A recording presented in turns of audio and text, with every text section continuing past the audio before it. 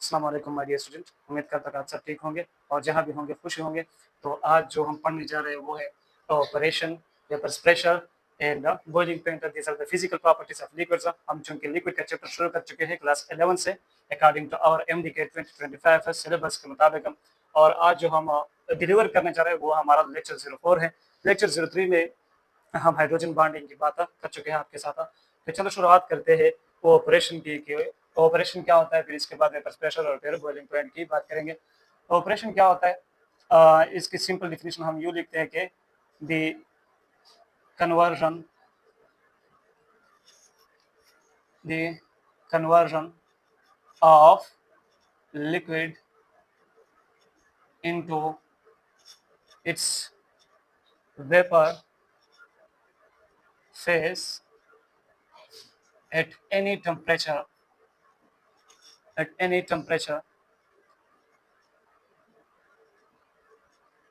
is called evaporation। इसको हम क्या कहते हैं? evaporation कहते हैं। The conversion of liquid into its vapor phase at any temperature is called evaporation।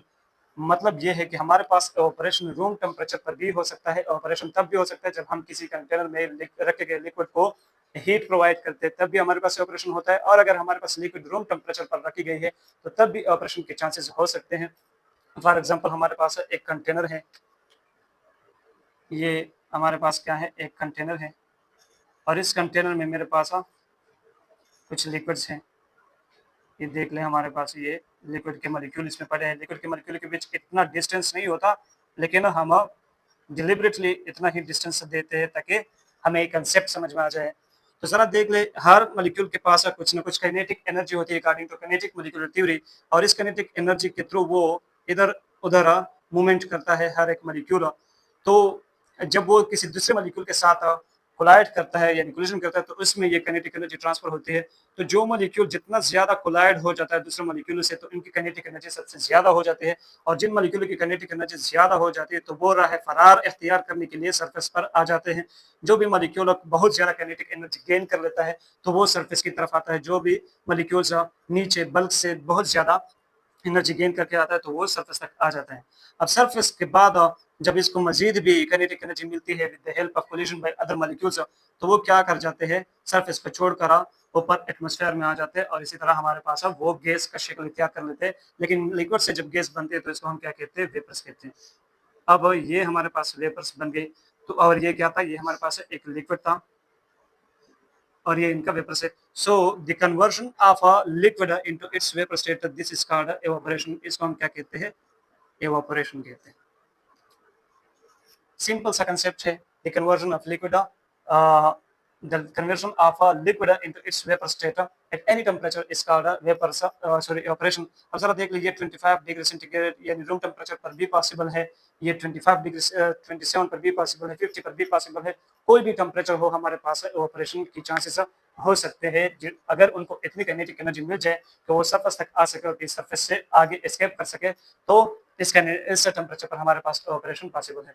इसी तरह आप लोगों ने देखा होगा कि हम जब रस्सी के ऊपर अपने कपड़े खुश्क करने के लिए दो करके रखते हैं तो हमारे कपड़े क्या हो जाते हैं? खुश्क हो जाते हैं। तो operation with the help of air भी हो सकता है, operation with the help of sunlight भी हो सकता है, operation with the help of external heat यानी आप चूल्हे पर किसी कंटेनर को रखते हैं, नीचे से आप इसको हीट प्रोवाइड करते हैं तो हीट के जरिए भी हमारे पास ऑपरेशन हो सकता है, सनलाइट के जरिए भी ऑपरेशन हो सकता है, एयर के थ्रू भी। जरा देख ले, आपने क्या किया है? एक चादर को आपने रस्सी के ऊपर लटकाया हुआ है। तो इस चादर के ऊपर से जब हमारे पास एयर गुजरेगी तो एयर के मॉलिक्यूल के बीच और यहाँ इस चादर में जो वाटर के मॉलिक्यूल होंगे इनके बीच क्या हो जाएगा? अट्रैक्शन क्रिएट हो जाएगा। फिर जब ये मॉलिक्यूल, ये तो हवा के मॉलिक्यूल है, ये जब इधर आएंगे इस चादर पर से गुजरेंगे तो अपने साथ ये वाटर के मॉलिक्यूल भी अपने साथ लेकर जाएंगे। इसी तरह जितना हमारे पास इस चादर के ऊपर हवा लगेगी इतना ही हमारे पास इस चादर से वाटर की क्या होती जाएगी? वाटर यहाँ से ऑपरेट होती जाएगी। तो अगर आपके पास सनलाइट भी नहीं है, हीट भी नहीं है, फिर भी हमारे कमरे के अंदर भी हमारे चादर या हमारे कपड़े खुश्क हो जाते हैं। तो इसका रीजन क्या होता है कि आपके रूम में चूंकि एयर तो मौजूद होता है तो एयर के जरिए भी हमारे पास ऑपरेशन हो सकता है। ये एक इंपॉर्टेंट बात ये याद रखिए कि हमारे पास एयर के थ्रू भी हो सकता है ऑपरेशन, हमारे पास सनलाइट के थ्रू भी हो सकता है ऑपरेशन, और हमारे पास एक्सटर्नल हीट के जरिए भी हो सकता है, जैसे कि हमारे पास फायर वगैरह या जो फ्यूल हम चलाते हैं उसके जरिए जो हीट हमें मिलता है उसके जरिए भी हमारे पास ऑपरेशन हो सकता है।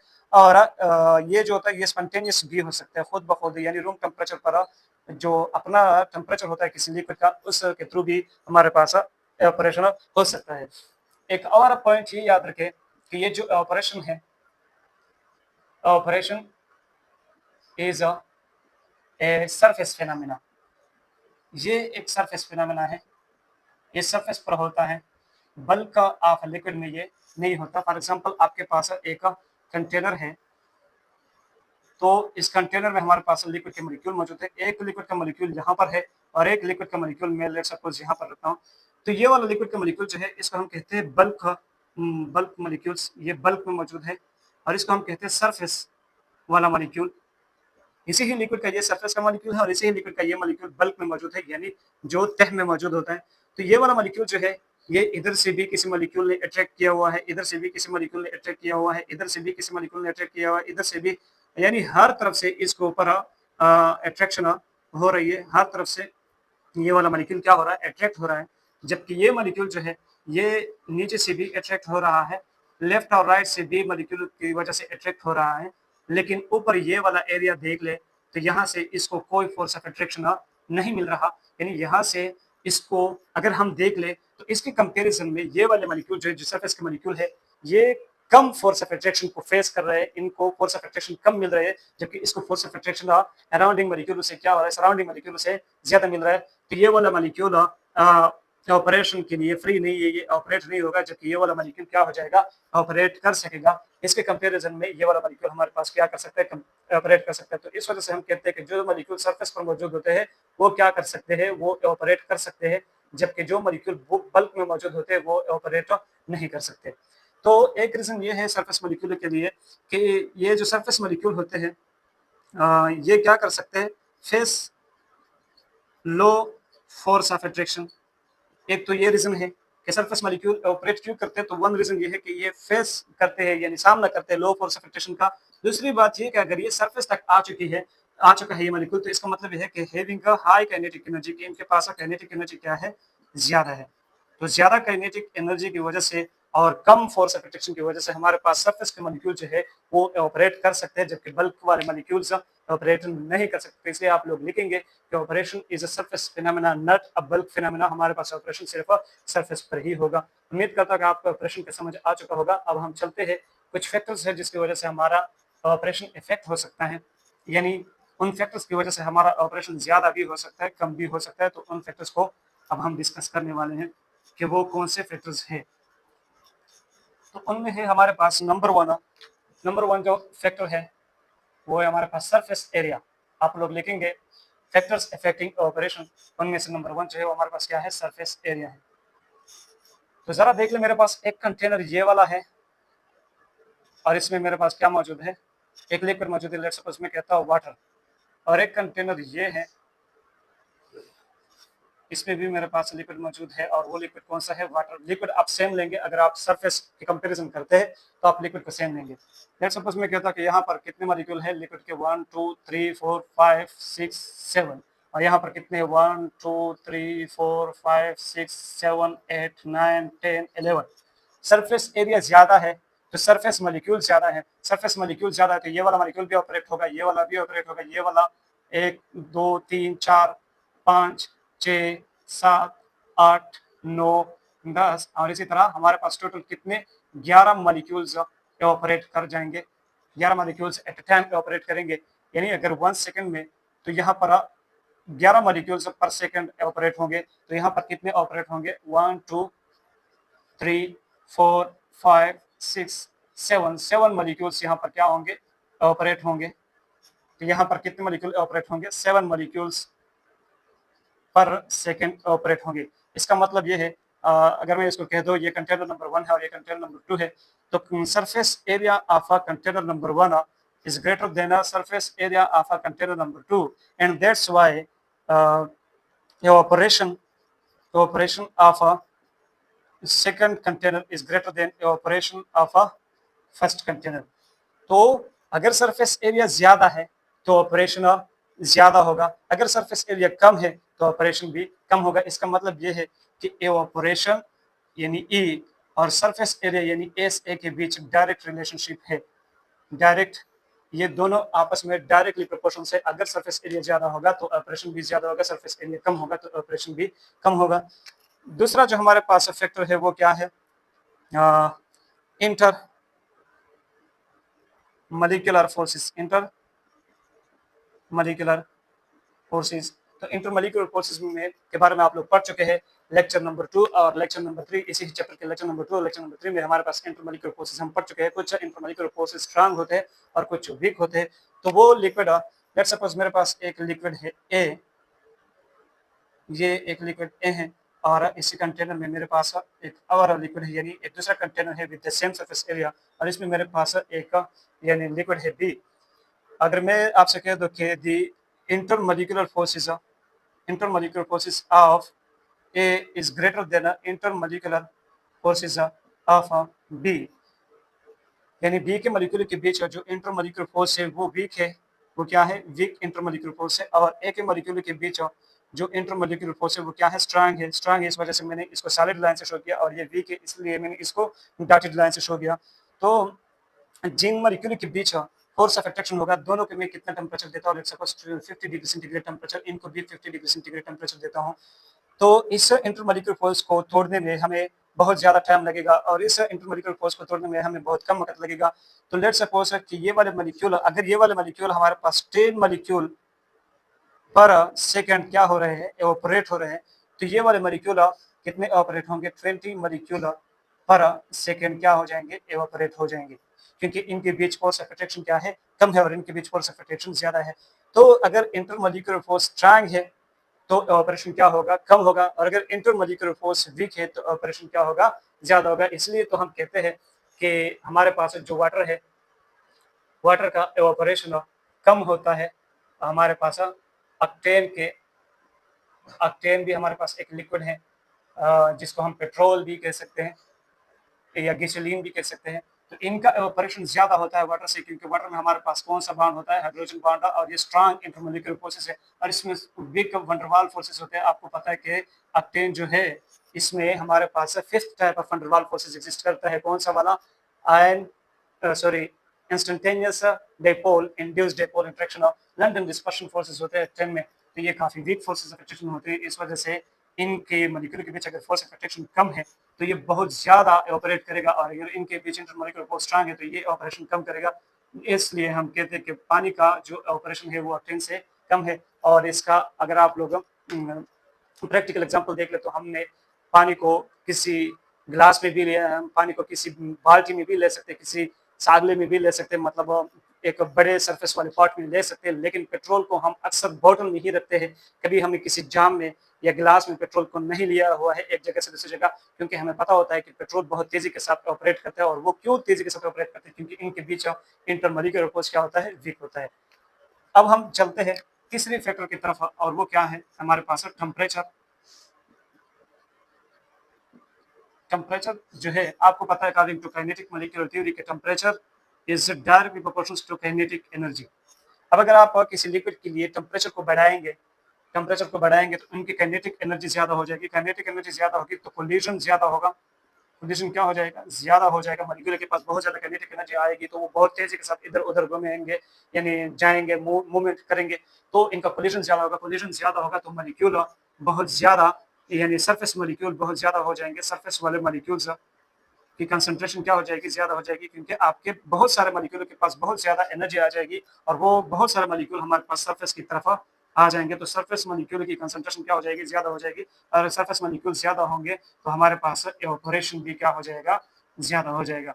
तो आप लोग सिंपल लिख सकते हैं कि टेम्परेचर जो है वो डायरेक्ट प्रोपोर्शन से एवापोरेशन के, अगर आप टेम्परेचर बढ़ाते हैं तो ऑपरेशन ज्यादा होगा, टेम्परेचर कम करेंगे तो ऑपरेशन कम होगा। यानी 50 डिग्री सेंटीग्रेड पर हमारे पास अगर 50 मॉलिक्यूल ऑफ वाटर ऑपरेट हो रहे हैं तो 100 डिग्री सेंटीग्रेड पर हमारे पास अगर 50 डिग्री सेंटीग्रेड पर 50 मॉलिक्यूल ऑपरेट हो रहे हैं तो 100 डिग्री सेंटीग्रेड पर 100 मॉलिक्यूल ऑपरेट होंगे। This is called the effect of temperature on operation. तो इसके साथ हम ऑपरेशन का टॉपिक करते हैं कंप्लीट। अब हम चलते हैं वेपर प्रेशर की तरफ कि वेपर प्रेशर क्या होता है। हमने ऑपरेशन पढ़ लिया, साथ साथ में इनको कौन कौन से फैक्टर इफेक्ट कर रहे हैं वो भी हमने साथ में पढ़ लिए। उम्मीद करता हूँ कि आपको समझ में आ चुका होगा। अब ये कोशिश करें कि चीज़ों को अपने साथ नोट डाउन करें, फिर इनकी बार बार रिविजन करते जाए। एग्जाम तक आपके पास गोल्डन टाइम है, इनको वेस्ट ना करें।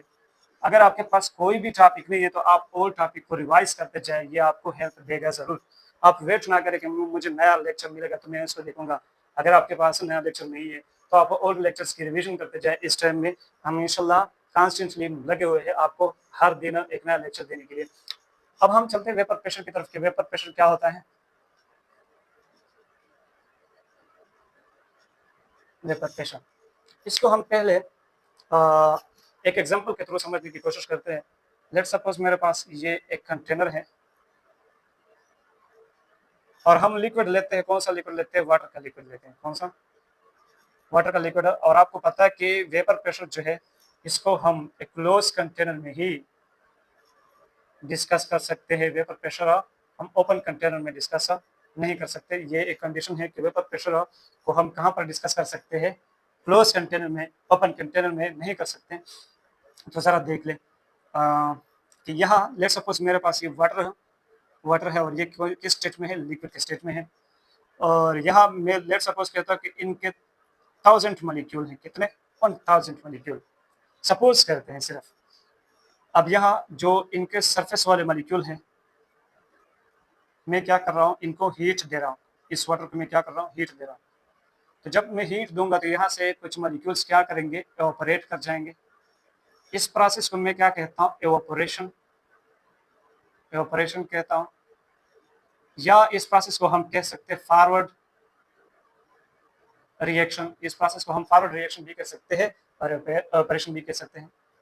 तो जरा देख ले, मेरे पास जब T1 था, यानी इनिशियली जब मेरे पास इनिशियल टाइम था T1, तो मेरे पास सिर्फ फॉरवर्ड रिएक्शन हो रहा था।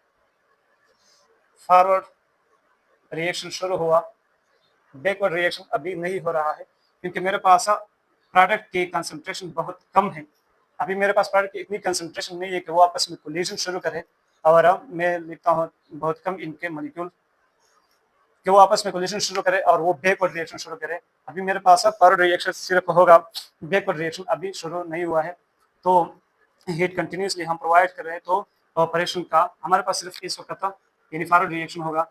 और इस टाइम हमारे पास जो कंसंट्रेशन है रिएक्टेंट्स का, इसको हम क्या कह सकते हैं? ये रिएक्टेंट है। और जो वेपर्स है, ये जो वेपर्स है इनको हम क्या कह सकते हैं? प्रोडक्ट कह सकते हैं। रिएक्टेंट का कंसंट्रेशन जो है वो क्या कर रहा है? डिक्रीज कर रहा है, यानी इसने डिक्रीजिंग शुरू किया। क्योंकि रिएक्शन शुरू हुआ तो रिएक्टेंट की कंसंट्रेशन अब डिक्रीजिंग शुरू करेगी। 1000 से 999 हो जाएगी, 998 और इसी तरह ये डिक्रीजिंग शुरू करेगी। फिर वक्त के साथ साथ हमारे पास जब ये रिएक्शन शुरू था तो मेरे पास कुछ वेपर्स और भी बन गए। और अब वेपर्स की कंसंट्रेशन थोड़ी ज़्यादा हो चुकी है, प्रोडक्ट की कंसंट्रेशन थोड़ी ज़्यादा हो चुकी है, तो इनके बीच क्या होगा? कोलिजन होगा। और लेट सपोज ये वाला मॉलिक्यूल है, ये क्या कर रहा है? इधर इसके साथ ये मॉलिक्यूल टकरा गया। तो इनके इस मॉलिक्यूल के पास जो एनर्जी थी, जो इस वजह से यानी इस हीट की वजह से जिसने ये एनर्जी गेन करके एस्केप हुआ था, एवापोरेट बन चुका था, वो एनर्जी की वजह से वो इधर उधर घूम रहा था। तो वो यहाँ पर दूसरे वेपर्स के मॉलिक्यूल के साथ क्या हुआ? टकरा गया। तो इनकी कुछ एनर्जी इस मॉलिक्यूल में कन्वर्ट हो गया। अब ये मॉलिक्यूल लेट सपोज इधर घूम रहा है, यानी इधर चला गया। फिर ये मॉलिक्यूल यहाँ से इनकी डायरेक्शन इधर शिफ्ट हो गई, तो इनको यहाँ पर कोई और मॉलिक्यूल मिल गया, इसके साथ भी टकरा गया। जब इसके साथ टकरा गया तो इसने अपनी एनर्जी इस मॉलिक्यूल में ट्रांसफर कर दी, जिसकी वजह से मॉलिक्यूल इधर चला गया और ये इस मॉलिक्यूल की जो एनर्जी थी वो खत्म हो गई। तो जब इसकी एनर्जी खत्म होगी तो फिर वो नीचे की तरफ आएगा। क्लियर है? अब इनकी एनर्जी क्या होगी? खत्म हो गई, तो वो नीचे की तरफ आएगा। अब ये जब नीचे आएगा तो वो लिक्विड के साथ अट्रैक्शन में आएगा, यानी कंडेंस होकर लिक्विड बनेगा। तो इस प्रोसेस को हम क्या कहते हैं? कंडेंसेशन। ये वाला प्रोसेस जो है इसको हम क्या कहते हैं? कंडेंसेशन।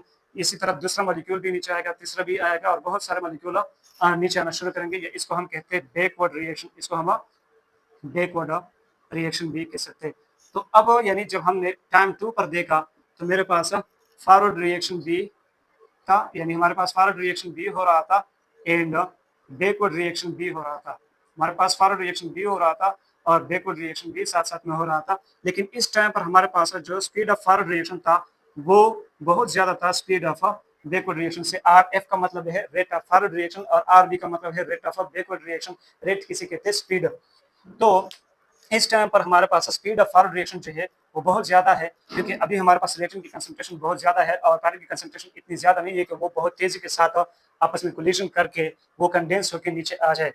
तो यहाँ पर लेट सपोज मेरे पास फॉरवर्ड रिएक्शन का स्पीड कितना है, लेट सपोज मेरे पास फॉरवर्ड रिएक्शन की यहाँ पर अगर मैं कह दूं कि यहाँ पर 10 मॉलिक्यूल पर सेकंड क्या हो रहे थे, एवोपरेट हो रहे थे, और 10 मॉलिक्यूल पर सेकंड क्या हो रहे थे, एवोपरेट हो रहे थे, और 0 मॉलिक्यूल पर सेकंड क्या हो रहे थे, कंडेंस हो रहे थे। यानी बैकवर्ड रिएक्शन नहीं था हमारे पास, सिर्फ फॉरवर्ड रिएक्शन ही था। टाइम 2 पर हमारे पास फॉरवर्ड रिएक्शन भी शुरू हुआ, बैकवर्ड रिएक्शन भी शुरू हुआ, और इस टाइम मेरे पास फॉरवर्ड रिएक्शन की स्पीड अभी भी ज्यादा है बैकवर्ड रिएक्शन की स्पीड से। यानी इस टाइम मेरे पास लेट सपोज के 8 मॉलिक्यूल पर सेकंड क्या हो रहे हैं, एवोपरेट कर रहे हैं। ये क्या कर रहे हैं, एवोपरेट कर रहे हैं, जबकि 2 मॉलिक्यूल्स पर सेकंड क्या कर रहे हैं, 2 मॉलिक्यूल पर सेकंड कंडेंस हो रहे हैं। ये क्या हो रहा है, कंडेंस हो रहे हैं। तो मतलब ये है कि हमारे पास रेट ऑफ फॉरवर्ड रिएक्शन जो है वो इसका स्पीड, फॉरवर्ड रिएक्शन का स्पीड जो है वो बहुत ज्यादा है बैकवर्ड रिएक्शन की स्पीड से। अब ये रिएक्शन चूंकि कंटिन्यूसली हो रहा है, मजीद भी वेपर्स बनेंगे, बहुत सारे वेपर्स बनेंगे। तो मैंने देखा टाइम 3 पर, जब मैंने टाइम 3 पर देखा तो मेरे पास फॉरवर्ड रिएक्शन का स्पीड जो था वो थोड़ा कम हुआ, क्योंकि इस टाइम मेरे पास बहुत सारे वेपर्स लिक्विड के मॉलिक्यूल ऊपर जा चुके हैं, तो मेरे पास लिक्विड का कंसंट्रेशन थोड़ा कम हो चुका होगा और प्रोडक्ट की कंसंट्रेशन यानी वेपर की कंसंट्रेशन थोड़ी ज्यादा हो चुकी होगी। तो मेरे पास बैकवर्ड रिएक्शन का स्पीड थोड़ा ज्यादा हुआ और फॉरवर्ड रिएक्शन का स्पीड थोड़ा कम हुआ।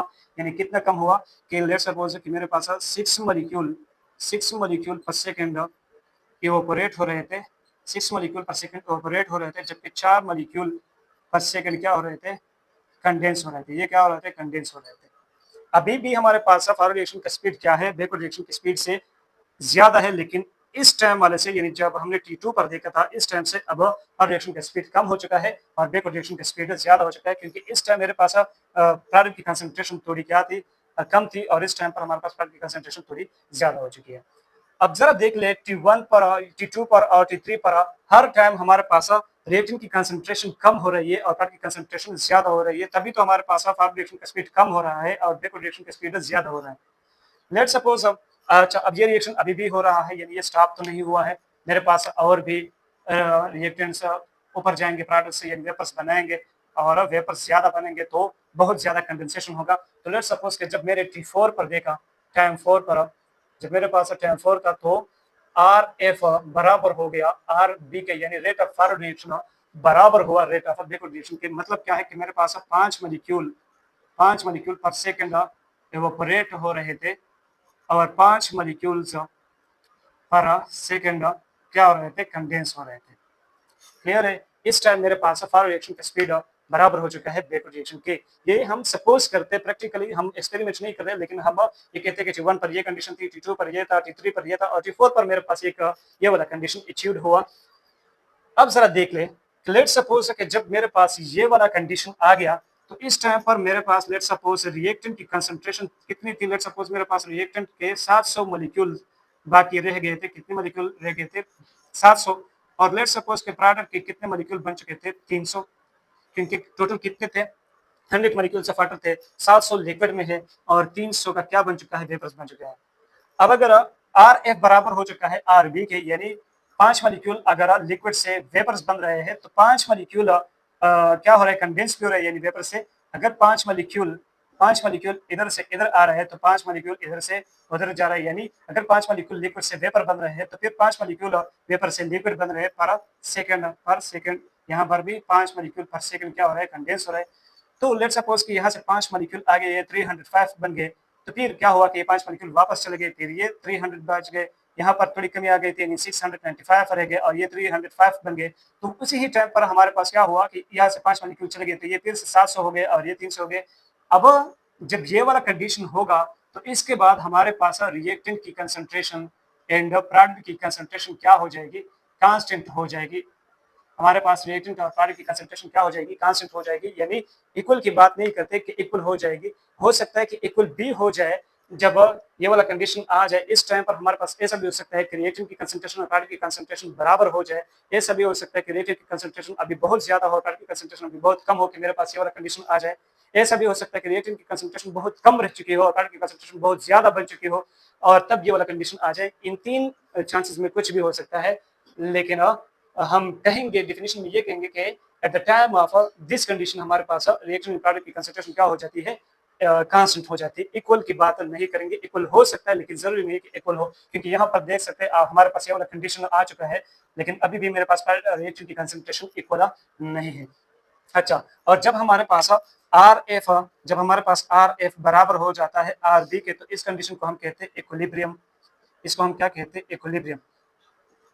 तो अब जरा देख ले, अब हम कहते हैं अब हम वेपर प्रेशर की डिफिनीशन करते हैं कि व्हाट इज वेपर प्रेशर।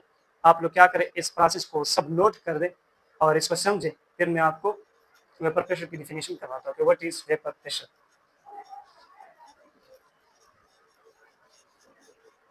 ये वाला जो लेक्चर है ये यूट्यूब पे ऑलरेडी अवेलेबल है, लेकिन वहाँ पर हमने प्रेशर की डिस्कशन नहीं की थी डिटेल से, तो इस वजह से मैंने नया एक लेक्चर बना दिया आप लोग के लिए ताकि ये थोड़ी क्लियर हो जाए। तो ज़रा देख लो मेरे पास क्या है, ये एक कंटेनर है और इस कंटेनर में ये मेरे पास लिक्विड है। कंटेनर क्या है, बंद है और यहाँ से ये वेपर्स बन रहे हैं, क्लियर है। फिर ये वेपर्स क्या कर रहे हैं, कंडेंस होकर लिक्विड बन रहे हैं। इसको हम कहते हैं एवापोरेशन और इसको हम क्या कहते हैं, कंडेंसेशन। अच्छा, ये लिक्विड ये वेपर से, ये क्या है, वेपर से, और ये जब यहाँ पर आएंगे तो यहाँ पर ये वाला मॉलिक्यूल इस लिक्विड के सरफेस पर क्या अप्लाई करेंगे, एक फोर्स अप्लाई करेंगे। इसी तरह जब ये लिक्विड का मॉलिक्यूल आएगा तो इस सरफेस एरिया पर क्या करेगा, एक फोर्स अप्लाई करेगा। इसी तरह जब ये लिक्विड आएगा तो इस सरफेस एरिया पर एक फोर्स अप्लाई करेगा। तो लेट्स सपोज कि ये जो एरिया है इसको हम कहते हैं यूनिट एरिया, और यहाँ पर ये जो फोर्स है this is the force exerted by vapours molecule. तो इसको हम क्या कहते हैं, फोर्स पर यूनिट एरिया को हम क्या कहते हैं, प्रेशर।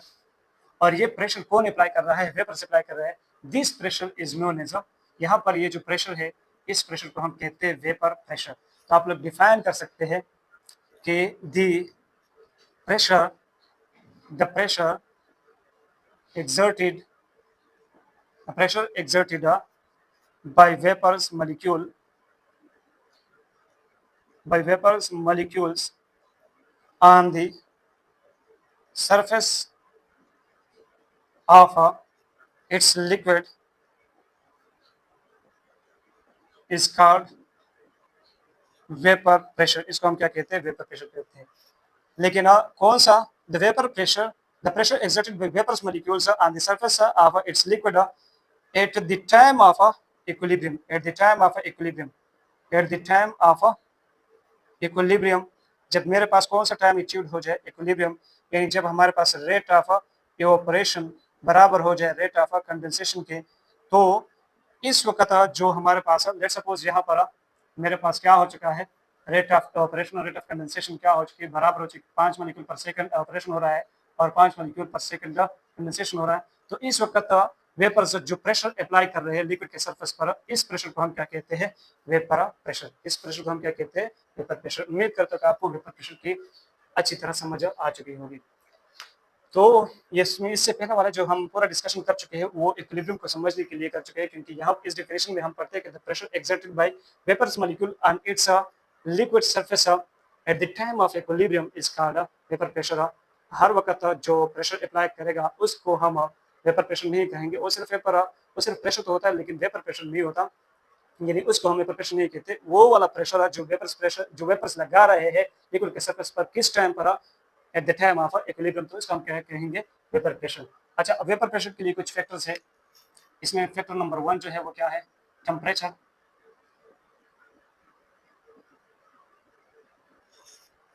एक है हमारे पास टेम्परेचर। तो जरा देख ले, अगर टेम्परेचर ज्यादा होगा तो काइनेटिक एनर्जी क्या होगी, ज्यादा होगी। काइनेटिक एनर्जी ज्यादा होगी तो मॉलिक्यूल तेजी के साथ ऑपरेट करेंगे। जब तेजी के साथ ऑपरेट करेंगे तो बहुत ज्यादा प्रोडक्ट बनेंगे, फिर इनकी कंडेंसेशन भी तेज हो जाएगी। तो बहुत जल्द हमारे पास ऑपरेशन का स्पीड और कंडेंसेशन का स्पीड बराबर हो जाएगा। अच्छा, अगर टेम्परेचर ज्यादा है तो काइनेटिक एनर्जी ज्यादा होगी, काइनेटिक एनर्जी ज्यादा होगी तो वेपर्स ज्यादा बनेंगे तो फिर वेपर्स का प्रेशर भी क्या होगा, ज्यादा होगा। इसका मतलब यह है कि temperature is direct proportional to vapour pressure. अगर टेम्परेचर ज्यादा है तो काइनेटिक एनर्जी ज्यादा होगी, काइनेटिक एनर्जी ज्यादा होगी तो ऑपरेशन ज्यादा होगा तो वेपर ज्यादा बनेंगे तो इनका प्रेशर भी क्या होगा, ज्यादा हो जाएगा। That's why we can say the temperature is directly proportional to vapour pressure. Second जो फैक्टर है वो क्या है, inter molecular forces IMF is known as intermolecular forces। ये इंटरनेशनल मॉनिटरी फंड वाला IMF नहीं, ये सिर्फ इंटरमोलिकुलर फोर्स वाला IMF है। आप लोग समझा करें क्योंकि हम टाइम बचाने की कोशिश करते हैं, तो इस वजह से चीज़ों को शॉर्टकट लिखना पड़ता है कभी कभी। तो इंटरमोलिकुलर फोर्स, अगर आपको पता है इंटरमोलिकुलर फोर्स स्ट्रांग है, अगर इंटरमोलिकुलर फोर्स क्या है, स्ट्रांग है, तो हमारे पास ऑपरेशन क्या होगा, ऑपरेशन लेस होगा। और अगर ऑपरेशन लेस होगा तो हमारे पास वेपर्स की कंसंट्रेशन क्या होगी, वो भी लेस होगी। और अगर वेपर्स की कंसंट्रेशन लेस है तो फिर हमारे पास वेपर प्रेशर भी क्या होगा, लेस होगा। And vice versa, and vice versa. इसका मतलब ये हुआ कि IMF is inversely proportional to vapour pressure. अगर इंटरमोलिकुलर फोर्स स्ट्रांग है तो वेपर प्रेशर क्या होगी, कम होगी। अगर इंटरमोलिकुलर फोर्स वीक है तो वेपर प्रेशर क्या होगा, ज्यादा होगा। क्लियर है। इसके बाद कुछ स्टूडेंट्स कहते हैं कि जिस तरह हमारे पास ऑपरेशन सरफेस एरिया से इफेक्ट होता है, यानी सरफेस एरिया ज्यादा होगी तो ऑपरेशन ज्यादा होता है, तो ऑपरेशन ज्यादा होगी तो वेपर ज्यादा बनेंगे, तो फिर हमारे पास वेपर प्रेशर भी ज्यादा होगा। तो वो कहते हैं कि सरफेस एरिया जो है, सरफेस एरिया, ये वाला फैक्टर वो इस तरह समझाते हैं हमारे कुछ स्टूडेंट्स के, surface area is directly proportional to vapour pressure, जबकि ये क्या है, गलत है। सरफेस एरिया का वेपर प्रेशर पर कोई इफेक्ट नहीं है। सरफेस एरिया ज्यादा है या कम है, वेपर प्रेशर उतना ही होगा जितना है। अब ये किस तरह, इसको मैं समझा दूं आपको। ये वाला हम मिटाते हैं।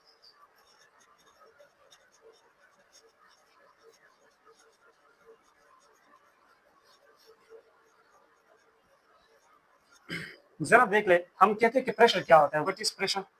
प्रेशर जो है वो क्या है, force per unit area, per unit area, force per unit area is called pressure. तो लेट सपोज मेरे पास एक सरफेस ये है,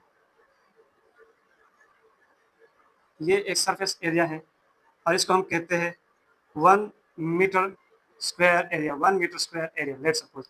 और यहाँ कितने वेपर्स बन चुके हैं, लेट सपोज इसके ऊपर ये 5 वेपर्स क्या कर रहे हैं, कंडेंस होकर एक प्रेशर अप्लाई कर रहे हैं जिसको हम कहते हैं वेपर प्रेशर।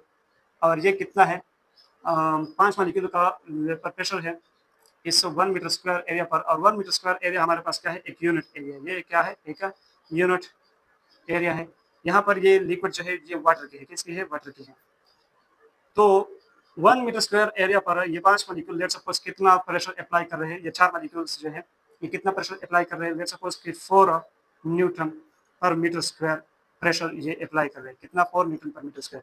अब मैं इस एरिया को थोड़ा बढ़ाता हूँ तो आप कहेंगे कि सर आपने एरिया बढ़ा दिया। लेट सपोज ये मेरे पास 2 मीटर स्क्वायर एरिया हो गया। कितना हुआ, 2 मीटर स्क्वायर एरिया। तो 2 मीटर स्क्वायर एरिया की वजह से हमारे पास प्रेशर यानी वेपर्स की तादाद बढ़ गई 1 2 3। अगर यहाँ पर 1 मीटर स्क्वायर एरिया था तो 4 वेपर्स बन चुके थे। और एरिया ज्यादा हो गया तो मेरे पास 1 2 3 4 5 6 7 8 वेपर्स बन गए, क्योंकि अब मेरे पास 2 मीटर स्क्वायर एरिया है। आप जरा देख ले, अब ये जो प्रेशर अप्लाई करेंगे तो ये वाला प्रेशर कितना होगा, ये वाला प्रेशर अब 8 न्यूटन पर 2 मीटर स्क्वायर एरिया होगा। और इसको मैं इस तरह लिख सकता हूँ कि 4 न्यूटन पर मीटर स्क्वायर। तो अभी भी फोर्स पर यूनिट एरिया कितना है, 4 न्यूटन। यहाँ पर भी फोर्स पर यूनिट एरिया कितना था, 1 न्यूटन। वहां पर भी फोर्स पर यूनिट एरिया कितना है, 1 न्यूटन। तो सरफेस एरिया बढ़ाने से हमारे पास वेपर प्रेशर जो है, ये मेरे पास क्या है, वेपर प्रेशर, वो बढ़ता या घटता नहीं है। क्यों नहीं बढ़ता यार, आप कहेंगे कि सर सरफेस एरिया बढ़ने की वजह से हमारे पास वेपर प्रेशर की तादाद बढ़ गई। हाँ बिल्कुल, सॉरी, वेपर्स की तादाद बढ़ गई तो वेपर्स प्रेशर भी ज्यादा होगा। ऐसा नहीं है, क्यों, क्योंकि यहाँ पर सरफेस एरिया कम था तो वेपर्स कम थे, तो इनका ये वाला प्रेशर था। यहाँ पर जब हमने सरफेस एरिया बढ़ा दिया तो वेपर्स तो बढ़ गए बिल्कुल, अब इनका प्रेशर ज्यादा होगा, लेकिन इन वेपर्स के लिए हमारे पास नीचे सरफेस एरिया भी तो ज्यादा हो गया। यानी अब ऐसा तो नहीं है कि ये चारों यानी 8 मॉलिक्यूल्स अभी भी उस 1 मीटर स्क्वायर एरिया पर फोर्स अप्लाई करेंगे। अगर ये 8 के 8 मॉलिक्यूल अभी 1 मीटर स्क्वायर एरिया पर फोर्स अप्लाई करते तो क्या होता, 8 न्यूटन पर 1 metre square area force apply होता। तब हम कह सकते थे कि सरफेस एरिया बढ़ाने की वजह से जब वेपर्स बढ़ गए तो मेरे पास प्रेशर, वेपर प्रेशर बढ़ गया। क्यों, लेकिन ऐसा नहीं है, क्यों, क्योंकि जब हमने सरफेस एरिया बढ़ा दिया तो वेपर्स बढ़ गए, लेकिन उन वेपर्स के लिए नीचे सरफेस एरिया भी क्या हो गई, वो भी ज्यादा हो गई। तो इसलिए हम कह सकते हैं कि surface area has no effect on vapour pressure. उम्मीद करता हूँ कि आपको ये चीज़ें समझ में आ चुकी होगी। तो हमने क्या क्या पढ़ा, vapour pressure of vapour pressure भी पढ़ लिया, ऑपरेशन भी पढ़ लिया। अब हम चलते हैं बॉइलिंग पॉइंट की तरफ।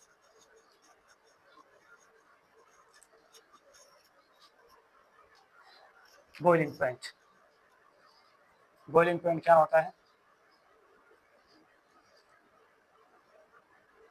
बॉइलिंग पॉइंट को भी हम पहले एक एग्जांपल के थ्रू समझते हैं, फिर इसका डेफिनेशन लिखते हैं। लेट सपोज मेरे पास ये एक लिक्विड है, क्लियर है? ये इस कंटेनर में मेरे पास लिक्विड पड़ा है और इस कंटेनर में कुछ एटमॉस्फेरिक गैसेस भी मौजूद है। यहाँ पर क्या है, एक एटमॉस्फेरिक गैसेस भी मौजूद है। कितने हैं? लेट सपोज मैं इसको कहता हूँ कि मेरे पास 1 2 3 4 5 6 7 8 9 10, 1 2 3 4 5 6 7 8 9 10। और ये क्या कर रहे हैं, एक प्रेशर अप्लाई कर रहे हैं इस लिक्विड के सरफेस पर, जिसको मैं कहूँगा एटमॉस्फेरिक प्रेशर। इसको मैं क्या कहता हूँ, एटमॉस्फेरिक प्रेशर, या बुक्स में इसको एक्सटर्नल प्रेशर भी कहते हैं, एक्सटर्नल प्रेशर। तो ये एक्सटर्नल प्रेशर या atmospheric pressure at room temperature and at sea level कितना होता है? 1 atm होता है। कितना होता है? 1 atm। और यहाँ पर जब मैं क्या करूँगा, इसको हीट दूंगा, इस कंटेनर को जब मैं हीट दूंगा, कंटेनर बंद है, क्लोज है, तो यहाँ क्या बनेंगे? लिक्विड के वेपर्स के मॉलिक्यूल बनेंगे। ये ब्लैक कलर वाले क्या है? वेपर्स के मॉलिक्यूल है। और ब्लू कलर वाले एटमॉस्फेरिक गैसेज है, यानी कार्बन डाइऑक्साइड गैस है, नाइट्रोजन गैस है या ऑक्सीजन गैस है, उसको हम क्या कहते हैं? Atmospheric gases. और ये ब्लैक कलर वाले जो प्रेशर अप्लाई करते हैं, इसको हम क्या कहते हैं? Vapour pressure. इसको हम क्या कहते हैं? Vapour pressure. लेट सपोज मैं कहता हूँ कि जब मेरे पास 1000 वेपर्स बन जाए, तो इनका जो वेपर प्रेशर होगा वो बराबर होगा 1 atm के। कितना? 1 atm के। ये एक लिक्विड है, लेट सपोज मैं इसको कहता हूँ लिक्विड ए, और मैं कहता हूँ कि इनके जब 1000 वेपर्स बनेंगे तो इनका वेपर प्रेशर 1 atm के बराबर होगा। और एक्सटर्नल प्रेशर, एटमॉस्फेरिक प्रेशर का तो हमें पता है कि वो 1 atm प्रेशर ही रखता है एट सी लेवल। लेकिन इस लिक्विड के अगर हमारे पास 1000 वेपर्स बनेंगे, तो ये जब वो प्रेशर अप्लाई करेंगे, वो प्रेशर बराबर होगा 1 atm के। वो सारे 1000 के 1000 वेपर्स जब प्रेशर अप्लाई करेंगे, वो बराबर होंगे 1 atm के। तो आपको मैं बता दूं कि जब हमारे पास vapour pressure of a liquid बराबर हो जाए एटमॉस्फेरिक प्रेशर के, दिस इज कॉल्ड बॉइलिंग। इस पॉइंट को हम कहते हैं बॉइलिंग। इस टाइम हमारे पास बॉइलिंग शुरू हो जाती है जब मेरे पास वेपर प्रेशर बराबर हो जाए एटमॉस्फेरिक प्रेशर के। और वो टेम्परेचर जिस टेम्परेचर पर वेपर प्रेशर बराबर हो जाए एटमॉस्फेरिक प्रेशर के, उस टेम्परेचर को हम क्या कहते हैं? Boiling point. क्लियर है? अब जरा देखें, मैं क्या करता हूँ, इसको जब मैंने हीट दिया, लेट सपोज मैं इसको हीट दे रहा था इस कंटेनर को। लेट सपोज जब मैंने इसको 1 डिग्री सेंटीग्रेड टेम्परेचर हीट दे दिया, तो इसके कितने मॉलिक्यूल बन गए? वेपर्स के कितने मॉलिक्यूल बन गए? लेट सपोज 10 वेपर्स के मॉलिक्यूल बन गए। जब मैंने 2 डिग्री सेंटीग्रेड तक टेम्परेचर बढ़ा दिया, तो कितने वेपर्स बन गए? 20 वेपर्स। जब मैंने 3 डिग्री सेंटीग्रेड तक टेम्परेचर बढ़ा दिया, तो मेरे पास 30 वेपर्स बन गए। लेट सपोज जब मैंने 10 डिग्री सेंटीग्रेड तक टेम्परेचर बढ़ा दिया, तो मेरे पास कितने वेपर्स बन गए? 100 वेपर्स। इसी तरह जब मैंने 100 डिग्री सेंटीग्रेड टेम्परेचर बढ़ा दिया 100 तक, तो मेरे पास कितने वेपर्स बन गए? 1000 वेपर्स बन गए इसी कंटेनर के लिए। और मैंने कहा है कि 1000 वेपर्स जब बन जाए तो इनका वेपर प्रेशर 1 atm के बराबर हो जाएगा। अब जरा देख ले, अब इन 1000 मॉलिक्यूल का जो वेपर प्रेशर होगा वो 1 atm के बराबर होगा। तो अब मेरे पास इस कंटेनर के इतने वेपर्स बन गए कि इनका वेपर प्रेशर एटमॉस्फेरिक प्रेशर के बराबर हो चुका है, क्योंकि एटमॉस्फेरिक प्रेशर कितना है? 1 atm। तो इसके इतने वेपर्स यानी 1000 वेपर्स कितने टेम्परेचर पर बन गए? 100 डिग्री सेंटीग्रेड पर। तो इस लिक्विड यानी ए का जो बॉइलिंग पॉइंट है वो क्या है? वो 100 डिग्री सेंटीग्रेड है। क्योंकि ए को जब हमने 100 डिग्री सेंटीग्रेड टेम्परेचर दे दिया, तो इनके इतने वेपर्स बन गए कि उनका वेपर प्रेशर एटमॉस्फेरिक प्रेशर के बराबर हुआ। तो इस पॉइंट को, जिस पॉइंट पर इनका वेपर प्रेशर हमारे पास एटमॉस्फेरिक प्रेशर के बराबर हुआ, इसको पॉइंट को हम कहते हैं इस लिक्विड का बॉइलिंग पॉइंट। ये जो है, ये इस लिक्विड का क्या है? Boiling point. क्लियर है? तो आप डिफाइन किस तरह करेंगे बॉइलिंग पॉइंट को कि दी temperature the temperature at which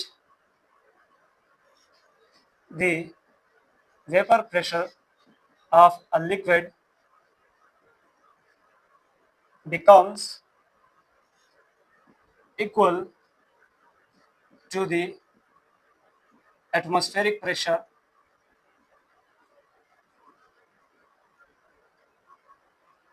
the temperature at which the vapor pressure of a liquid becomes equal to the atmospheric pressure is called a boiling point. इस temperature को हम क्या कहते हैं? Boiling point. क्योंकि इस टेम्परेचर पर फिर हमारे पास वो लिक्विड क्या शुरू करती है? बॉइलिंग शुरू करती है।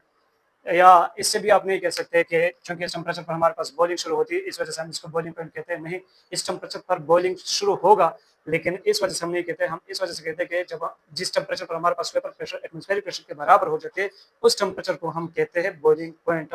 और इस टेम्परेचर पर फिर हमारे पास खामखा बॉइलिंग शुरू होगा, यानी पानी होंगे तो वो उबलेंगे, या कोई भी लिक्विड होगा तो वो क्या करेगा, यानी वो जो शोर करता है, जो उबलता है, वो वाला प्रोसेस शुरू हो जाएगा। तो ये हमारे पास बॉइलिंग पॉइंट है। इसी तरह आप एक और एग्जांपल ले सकते हैं। लेट्स सपोज मेरे पास एक और लिक्विड है, क्लियर है, और यहाँ पर मैं कहता हूँ कि इस यानी ये लिक्विड भी है। मैं कहता हूँ कि इनके जब हमारे पास 500 मॉलिक्यूल बनेंगे, 500 वेपर्स बनेंगे, तो इनका जो वेपर प्रेशर होगा वो बराबर होगा 1 atm के। यानी अगर इस लिक्विड के 500 वेपर्स बन जाएंगे तो फिर इनका बॉइलिंग पॉइंट अचीव्ड होगा, यानी इनका बॉइलिंग शुरू हो जाएगा, इनका वेपर प्रेशर एटमॉस्फेरिक प्रेशर के बराबर हो जाएगा। अब मैं कहता हूँ कि इसको जब मैंने टेम्परेचर देना शुरू किया, तो लेट्स सपोज जब मैंने 1 डिग्री सेंटीग्रेड टेम्परेचर दे दिया तो इनके कितने मॉलिक्यूल्स बन गए? लेट्स सपोज कि इसके 5 वेपर्स बन गए। हो सकता है क्योंकि लेट्स सपोज इसमें क्या हो, इंटरमॉलिक्यूलर फोर्स स्ट्रांग हो। इसको जब हम 1 डिग्री सेंटीग्रेड टेम्परेचर दे रहे थे तो इनके 10 वेपर्स बन रहे थे, लेट्स सपोज, और इनको जब हम 1 डिग्री सेंटीग्रेड टेम्परेचर दे रहे थे तो इनके 1 वेपर्स बन रहे हैं। ऐसा हो सकता है कि इनके बीच इंटरमॉलिक्यूलर फोर्स क्या हो, स्ट्रांग हो। तो जब मैंने 10 डिग्री सेंटीग्रेड टेम्परेचर दे दिया तो मेरे पास कितने वेपर्स बन गए? 2 डिग्री सेंटीग्रेड टेम्परेचर पर मेरे पास 10 वेपर्स बन गए, क्लियर है। इसी तरह अच्छा मैं कहता हूँ कि 500 नहीं, लेट्स सपोज जब इनके 1000 था, इसके लिए भी जब इनके 1000 वेपर्स बनेंगे तो इनका वेपर प्रेशर 1 atm के बराबर होगा। जब इनके 1000 वेपर्स बनेंगे तो इनका वेपर प्रेशर 1 atm के, यानी हमारे पास इनका वेपर प्रेशर एटमॉस्फेरिक प्रेशर के बराबर हो जाएगा। किसके? एटमॉस्फेरिक प्रेशर के। तो 1 डिग्री सेंटीग्रेड पर इनके 5 वेपर्स बन रहे हैं, 2 डिग्री सेंटीग्रेड के इनके 10 वेपर्स है। तो इसी तरह हमारे पास इनके 3 डिग्री सेंटीग्रेड पर 30 वेपर्स है। कितने? 30 वेपर्स है। और इसी तरह इसके 100 2 डिग्री सेंटीग्रेड पर, अच्छा 3 पर इसके कितने बनेंगे? 15 वेपर्स। 15 कितने? 15। तो 100 डिग्री सेंटीग्रेड पर इनके कितने बनेंगे? 100 डिग्री सेंटीग्रेड पर इनके 50 वेपर्स बनेंगे। ऐसा ही ना, 1 डिग्री सेंटीग्रेड पर 5, 2 पर 10, 3 पर 15, तो 10 पर कितने बनेंगे? 10 डिग्री सेंटीग्रेड पर हमारे पास 10 डिग्री सेंटीग्रेड पर इनके 50 वेपर्स बनेंगे। तो 100 डिग्री सेंटीग्रेड पर इनके 500 वेपर्स बनेंगे। कितने बनेंगे? 500 वेपर्स। इसी तरह फिर 200 डिग्री सेंटीग्रेड पर इनके कितने वेपर्स बनेंगे? 1000 वेपर्स बनेंगे। और इन 1000 वेपर्स का वेपर प्रेशर फिर क्या हो जाएगा? 1 atm के, यानी 1000 वेपर्स प्रेशर का जो 1000 वेपर्स का जो वेपर प्रेशर होगा वो एटमॉस्फेरिक प्रेशर के बराबर हो जाएगा। तो इस लिक्विड के लिए हमारे पास बॉइलिंग पॉइंट कौन सा है? 200 degree centigrade is the boiling point of this liquid.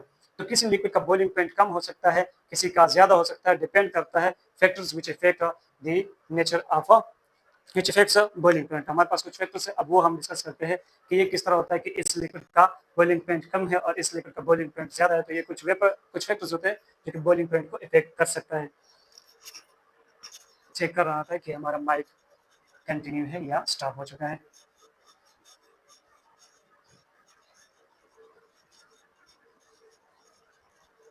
ये वाला कंसेप्ट जो है इंशाल्लाह आप फिर कभी नहीं बोलेंगे रिलेटेड टू बॉइलिंग पॉइंट। अब मेरे पास बॉइलिंग पॉइंट के कुछ फैक्टर्स हैं, उनमें नंबर 1 है। नंबर 1 क्या है? नंबर 1 है हमारे पास यही intermolecular forces. Intermolecular forces, clear. अगर मेरे पास 2 लिक्विड है, लेट्स सपोज ये 2 लिक्विड है, एक का में ए पड़ा है और दूसरा कंटेनर है जिसमें मेरे पास लिक्विड बी पड़ा है, लिक्विड बी इसमें पड़ा है। लेकिन मैं कहता हूँ कि intermolecular force of A is greater than intermolecular force of B. तो अगर इंटरमोलिकुलर फोर्स ऑफ ए दोनों के मैं कितना टेम्परेचर देता हूँ, लेट्स सपोज कि मैं इनको 100 डिग्री सेंटीग्रेड टेम्परेचर, अच्छा मैं कहता हूँ कि इनके लिए भी जब 1000 वेपर्स बनेंगे तो इनका वेपर प्रेशर किसके बराबर होगा, 180 एम के। और मैं कहता हूँ कि इनके लिए भी जब 1000 वेपर्स बनेंगे, कितने 1000 वेपर्स, तो इनका वेपर प्रेशर बराबर हो जाएगा 180 एम के, यानी एटमॉस्फेरिक प्रेशर के। अब जरा देख ले, लेट्स सपोज जब मैंने इसको हीट दिया, ये कंटेनर नंबर 1, ये कंटेनर नंबर 2 है। जब मैं इसको हीट दे रहा था तो ए को जब मैं क्या कर रहा था, ए को जब मैं हीट दे रहा था तो लेट्स सपोज कि जब मैं इसको 1 डिग्री सेंटीग्रेड टेम्परेचर इसमें मैंने दिया तो 1 डिग्री सेंटीग्रेड टेम्परेचर पर ये मुझे 10 वेपर्स दे रहे थे। कितने? 10 वेपर्स। 2 डिग्री सेंटीग्रेड पर ये मुझे 20 वेपर्स दे गए। इसी तरह 10 डिग्री सेंटीग्रेड पर ये मुझे 100 वेपर्स दे गए। इसी तरह 100 डिग्री सेंटीग्रेड पर ये मुझे 1000 वेपर्स दे गए। और फिर इन 1000 वेपर्स का जो वेपर प्रेशर था वो बराबर हो गया 180 एम के, क्योंकि मैंने कहा है कि इनके लिए जब 1000 वेपर्स बनेंगे तो इनका वेपर प्रेशर 180 एम के बराबर हो जाएगा, यानी 1000 डिग्री सेंटीग्रेड इस लिक्विड का वेपर प्रेशर बराबर है एटमॉस्फेरिक प्रेशर के। सो ये 100 डिग्री सेंटीग्रेड ए का क्या है, ये ए का बॉइलिंग पॉइंट है। 100 degree centigrade is the boiling point of a. और इनके चूंकि इंटरमॉलिक्यूलर फोर्स क्या है, वीक है, इनके स्ट्रांग है, इनके वीक है। तो लेट्स सपोज मैं इसको जब 1 डिग्री सेंटीग्रेड टेम्परेचर दूंगा, इसको 1 डिग्री सेंटीग्रेड पर 10 वेपर्स बन रहे थे तो इनके ज्यादा बनेंगे क्योंकि इसमें फोर्स ऑफ अट्रैक्शन कम है। लेट्स सपोज इनके 20 वेपर्स बन रहे थे, जब मैंने 2 डिग्री सेंटीग्रेड टेम्परेचर दे दिया तो इनके 40 वेपर्स बन गए। इसी तरह जब मैंने इसको 5 डिग्री सेंटीग्रेड टेम्परेचर दे दिया तो इनके 100 वेपर्स बन गए। इसी तरह जब मैंने इसको 10 डिग्री सेंटीग्रेड टेम्परेचर दे दिया तो इनके 200 वेपर्स बन गए। इसी तरह जब मैंने इसको 50 डिग्री सेंटीग्रेड टेम्परेचर दे दिया तो इनके कितने मॉलिक्यूल्स बन गए, इनके 1000 वेपर्स बन गए। कितने? 1000 वेपर्स। तो 1000 वेपर्स बन गए, फिर इनका वेपर प्रेशर बराबर हो गया 180 एम के। इसका मतलब ये कि 50 डिग्री सेंटीग्रेड के ऊपर बी का जो वेपर प्रेशर है वो बराबर हो गया एटमॉस्फेरिक प्रेशर के। So 50 degree centigrade is the boiling point of B. Clear है? तो जिस मॉलिक्यूल, जिस लिक्विड का इंटरमॉलिक्यूलर फोर्स क्या होगा, जिस लिक्विड का इंटरमॉलिक्यूलर फोर्स स्ट्रांग है, उनका बॉइलिंग पॉइंट फिर क्या है, वो भी ज्यादा है। आप देख सकते हैं इनका बॉइलिंग पॉइंट क्या है, 100 डिग्री सेंटीग्रेड। और जिस लिक्विड का इंटरमॉलिक्यूलर फोर्स वीक है तो फिर इनका बॉइलिंग पॉइंट भी क्या है, वीक है। So intermolecular force is directly proportional to boiling point. अगर आपके पास इंटरमॉलिक्यूलर फोर्स स्ट्रांग है तो बॉइलिंग पॉइंट का ज्यादा होगा, अगर इंटरमॉलिक्यूलर फोर्स वीक है तो बॉइलिंग पॉइंट कम होगा। दूसरा जो फैक्टर्स है वो है हमारे पास external pressure. External pressure is the second factor which affect boiling point. मैं जरा वीडियो को देख लूं। तो दूसरा जो मेरे पास फैक्टर है वो है boiling point, sorry external pressure. जरा देखिए मेरे पास ये एक कंटेनर है और इस कंटेनर में मैंने क्या रखा है, एक ही लिक्विड रखा है। लेट्स सपोज ये मेरे पास वाटर है। कौन है? वाटर। और आपको पता है कि इसका बॉइलिंग पॉइंट क्या होता है, 100 डिग्री सेंटीग्रेड। लेकिन मैं कहता हूँ लेट्स सपोज इसके लिए जो एटमॉस्फेरिक प्रेशर है, यहाँ पर जो एटमॉस्फेरिक गैसेस मौजूद है, यहाँ पर जो एटमॉस्फेरिक गैसेस है, इसको मैं कहता हूँ एटमॉस्फेरिक गैसेस है, इनका जो एटमॉस्फेरिक प्रेशर है वो कितना है, 180 एम है। वो कितना है? 180 एम। और मैं कहता हूँ कि वाटर के जब 1000 वेपर्स बनेंगे, जब 1000 वेपर्स बनेंगे तो इनका वेपर प्रेशर बराबर होगा 180 एम के। वो इसके बराबर हो जाएगा 180 एम के। और आपको पता है कि इसका बॉइलिंग पॉइंट क्या है, 100 डिग्री सेंटीग्रेड। इसका मतलब यह है कि 100 डिग्री सेंटीग्रेड पर वाटर के कितने वेपर्स बनते हैं, अगर इसके साथ में कनेक्ट कर दो तो 100 डिग्री सेंटीग्रेड पर वाटर के वेपर प्रेशर बराबर हो जाता है एटमॉस्फेरिक प्रेशर के। सो 100 degree centigrade is the boiling point of water. यानी यहाँ पर अगर मैं कहता हूँ कि 100 वेपर प्रेशर 100,000 वेपर्स का वेपर प्रेशर बराबर है 180 एम के और इसका बॉइलिंग पॉइंट 100 डिग्री सेंटीग्रेड है, तो इसका मतलब ये कि 100 डिग्री सेंटीग्रेड पर इसके 1000 वेपर्स बन रहे हैं। अब ये सिर्फ सपोजिशन है, मैं इसका बॉइलिंग पॉइंट तो एग्जैक्ट ले रहा हूँ, लेकिन मुझे ये नहीं पता कि 100 डिग्री सेंटीग्रेड पर वाटर के कितने वेपर्स बन रहे हैं। लेकिन मैं कहता हूँ कि लेट्स सपोज कि 100 डिग्री सेंटीग्रेड पर वाटर के कितने वेपर्स बन रहे हैं, 1000 वेपर्स बन रहे हैं, और फिर उन 1000 वेपर्स का जो वेपर प्रेशर है वो 1 atm के बराबर है। इसका मतलब है कि 100 डिग्री सेंटीग्रेड के ऊपर हमारे पास वाटर का वेपर प्रेशर एटमॉस्फेरिक प्रेशर के बराबर होता है। So this is the boiling point of water. ये हमारे पास बॉइलिंग पॉइंट है वाटर का। लेकिन मैं क्या करता, एक दूसरा कंटेनर लेता हूँ और इसमें with the help of pressure क्या करता हूँ, यहाँ पर मैं बहुत ज्यादा गैस इसमें डालता हूँ, एटमॉस्फेरिक गैस, यानी एक्सटर्नल प्रेशर इसका बढ़ाता हूँ। यहाँ पर जो एटमॉस्फेरिक प्रेशर एक्सटर्नल प्रेशर है, लेट्स सपोज इसका मैं 2 atm लेता हूँ। कितना? 2 atm। अब आपको पता है कि वाटर के जब मेरे पास 1000 वेपर्स बनेंगे तो इनका वेपर प्रेशर बराबर होता है 1 atm के, और ये 1000 वेपर्स कितने टेम्परेचर पर बन रहे थे? 100 डिग्री सेंटीग्रेड पर। कितने? 100 डिग्री सेंटीग्रेड पर। लेकिन 1000 वेपर्स का वेपर प्रेशर 1 atm के बराबर था, तो फिर हमारे पास 2 atm के लिए हमें कितने वेपर्स चाहिए? 2000 वेपर्स। तो 2000 वेपर्स का जो वेपर प्रेशर है वो बराबर हो जाएगा 2 atm के, यानी यहाँ पर हमारे पास 2000, अब हमारे पास जो वेपर प्रेशर है वो एक्सटर्नल प्रेशर के बराबर हो गया, यानी 2000 डिग्री सेंटीग्रेड पर हमारे पास इस वाटर का वेपर प्रेशर एक्सटर्नल प्रेशर के बराबर हो गया। सॉरी, यहाँ हम जब 100 डिग्री सेंटीग्रेड टेम्परेचर दे रहे थे तो हम 1000 वेपर्स बन रहे थे, और फिर उन 1000 वेपर्स का वेपर प्रेशर 1 atm के बराबर आ रहा था। क्लियर है?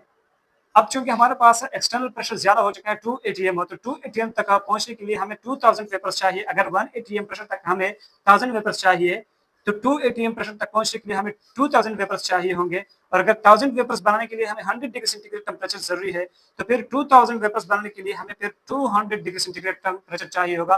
तो इस लिक्विड का जो इस प्रेशर में मौजूद है, यानी इसका एक्सटर्नल प्रेशर ज्यादा है, इसका बॉइलिंग पॉइंट क्या हो जाएगा? 200 डिग्री सेंटीग्रेड। इसका क्या हो जाएगा? Boiling point. और मैं आपको ये बता दूं कि जब भी कोई लिक्विड अपनी बॉइलिंग पॉइंट तक पहुंच जाता है तो इसके बाद टेम्परेचर मजीद इंक्रीज नहीं होता, जब तक हमारे पास जितने भी वेपर्स है वो सारे क्या ना हो जाए, ऑपरेट ना हो जाए। इसके बाद हमारे पास जो टेम्परेचर होता है वो इस लिक्विड के, यानी हीट इस लिक्विड के टेम्परेचर इंक्रीज करने में नहीं लगता, बल्कि इस लिक्विड के अंदर जो इंटरमोलिक्यूलर फोर्सेस होते हैं उसको तोड़ने में लग जाता है। जब भी हमारे पास बॉइलिंग पॉइंट पहुंच जाता है तो हमारा टेम्परेचर इंक्रीज होना स्टॉप हो जाता है।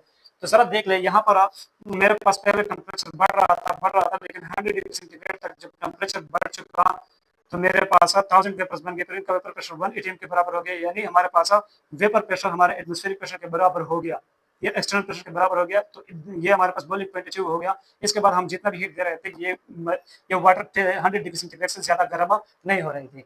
यहाँ पर हमारे पास 2 atm प्रेशर था, तो हमने 100 डिग्री सेंटीग्रेड तक जब टेम्परेचर दे दिया तो इनके 1000 वेपर्स बन गए। 1000 वेपर्स का प्रेशर जो था वो 1 atm के बराबर आ गया, यानी अभी भी 100 डिग्री सेंटीग्रेड पर भी हमारे पास इस वाटर का वेपर प्रेशर एटमॉस्फेरिक प्रेशर के बराबर नहीं, क्योंकि यहाँ पर हमने एटमॉस्फेरिक प्रेशर कितना रखा है? 2 atm with the help of pressure, ऊपर से एक्सटर्नल प्रेशर लगाया हुआ है।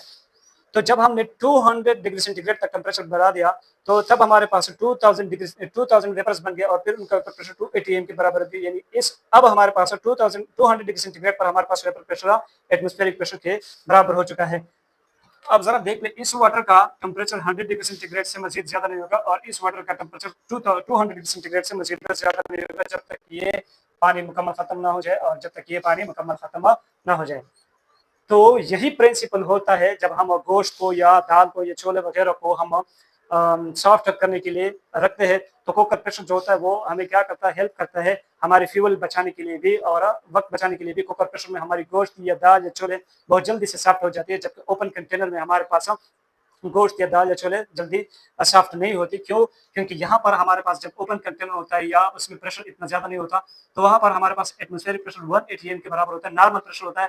तो नॉर्मल प्रेशर पर जब हमारे पास 100 डिग्री सेंटीग्रेड तक टेम्परेचर बढ़ जाती है वाटर की, तो हमारे पास बॉइलिंग पॉइंट शुरू हो जाते हैं। तो अब ये वाटर हमारे पास 100 डिग्री सेंटीग्रेड से मजीद गर्म नहीं होती, क्योंकि अब बॉइलिंग पॉइंट अचीव हो चुका है। बॉइलिंग पॉइंट के बाद हमारे पास टेम्परेचर इंक्रीज नहीं होती, और जब हम प्रेशर बढ़ाते हैं तो हमारे पास ये वाली वाटर कितनी गर्म हो जाती है? 200 डिग्री सेंटीग्रेड तक गर्म हो गया, तब हमारे पास बॉइलिंग पॉइंट अचीव हो जाता है, इससे पहले नहीं अचीव होता। तो जरा देख ले, ये पानी गर्म है, ये वाली पानी गर्म है। कुकर प्रेशर में जो पानी होती है वो बहुत ज्यादा गर्म होती है, 200 डिग्री सेंटीग्रेड तक गर्म होती है, और ये 100 डिग्री सेंटीग्रेड तक गर्म होती है।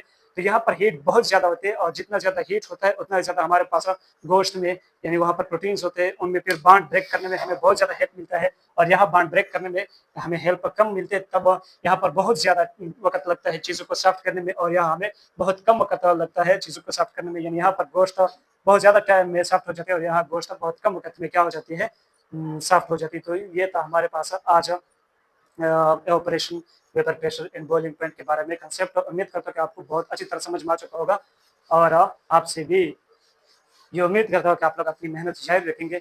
इंशाल्लाह आपको हम अपनी दुआ में याद रखेंगे, आप भी हमें अपनी दुआ में यानी आपकी दुआ में हमें भी याद रखें और मिलेंगे नेक्स्ट क्लास में जहाँ पर हम एनामलस बिहेवियर ऑफ वाटर पढ़ेंगे। लेक्चर आई थिंक ये 04 है, ये 03 है, तो वो फिर हमारा 04 लेक्चर होगा। तो मिलेंगे उस क्लास में, तब तक के लिए खुदा हाफ़िज़।